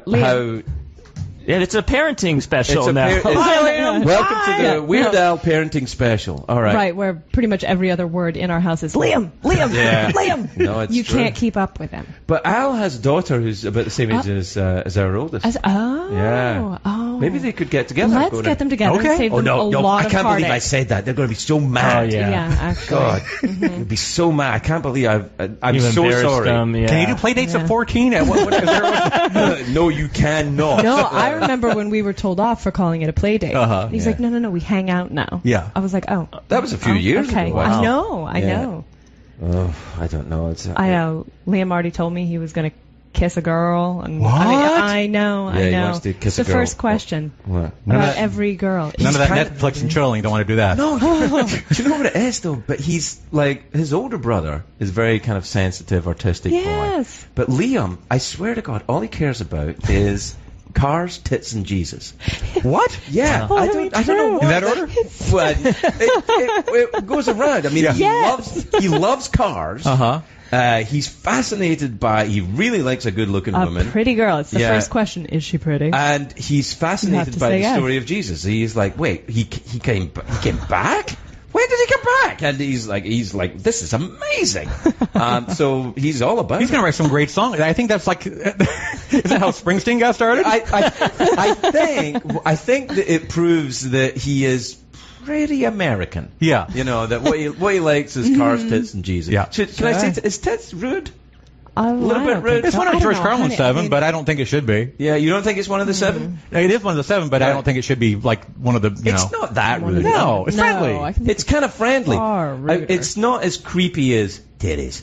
Titties. Oh, Titties in that voice gross. especially. Yeah. Well, that's how you pronounce There are it. words titties. that are gross. You know, like Like- the word area or Area? area. It wasn't gross until Megan said it that way. That made it sound. Area. Yeah, Area. No. It's a Taylor Negron reference. Then like the word moist. Don't Moist you find area. That? A lot of Yeah, people don't like. A lot of together. people don't like moist. No, I don't have a problem awful. with it. Me neither. I'm down with moist. Yeah. All right. Well, what's your word then? Thrombosis. Thrombosis, deep vein Wow. thrombosis. I thought I had that for Will you stop with the deep vein thrombosis? You don't have. How could No. you possibly have deep vein thrombosis? Oh my gosh. We live at sea level. Doesn't it something to do with altitude? deep vein thrombosis. I'm not a Then I doctor. thought I was having a stroke one day. Well, it's because you were. Thrombosis? I woke up. I was like, "Do you taste pennies?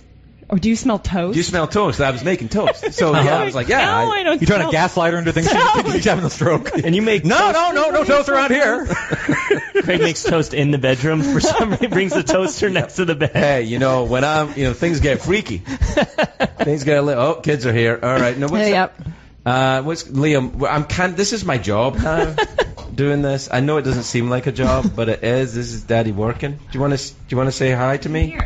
How was school today? You tell me how school was today. Did you play? Too much. It's too exciting. Yeah. All right. So this is great, though. I mean, the truckers of America. This is what they want to Oh, hear. they're family people. They have They're families. families. Yeah. They want to hear that other people's kids are kind of as impossible to wrangle as their own. Hey, why? Now he's making fists. Don't make fists at your dad. All right. There are two people that Liam has responded to in this way. One is yourself, Al, and the other is Jay Leno. He loves Jay. Don't you love Jay? Now, where would you know Jay Leno from? Yeah. Cars. He Oh, loves- Cars. Yeah, we went. Have you ever been to Jay's garage? I have not. It's awesome. Are you into cars? Somewhat. That's how I get from place to place usually. Well, it never stops. It never stops. He doesn't take a break. You can't turn it off when you got it. can't turn you it know? off when it's like that. He's just going at you.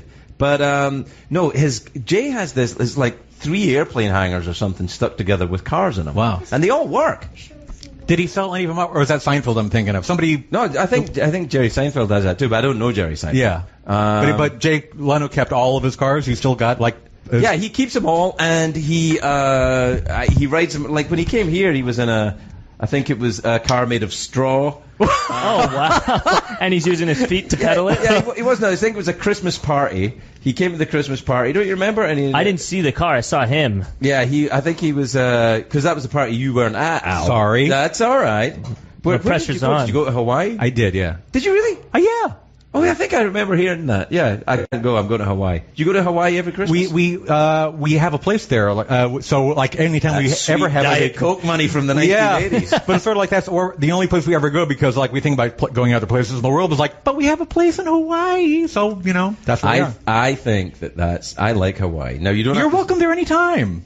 Oh, well. Ooh, we could do the show from there. That's all the time we have, everybody, because we're going to Hawaii. I do love Hawaii. We're talking yesterday. Who were we talking the other day about to Hawaii? About to Hawaii. Yeah, there was somebody that grew up there. Who? Yvette Nicole Brown? No. Oh, no. It's Lauren Graham was born there. Lauren Graham was born. You know Lauren Graham? Do you watch the Gilmore Girls? A little bit. Do you really? About as much as. It's the first time I've caught you.